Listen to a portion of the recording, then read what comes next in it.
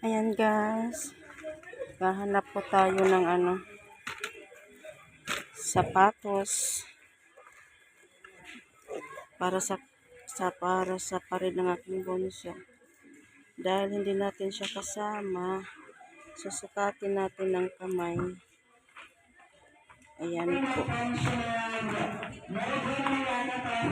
Kamay na lang, susukatin natin ng kamay kasi hindi natin kasama. Gagamitin nila sa pagparid. At saka red nga t-shirt. Ayan. Red nga t-shirt. Ayan po.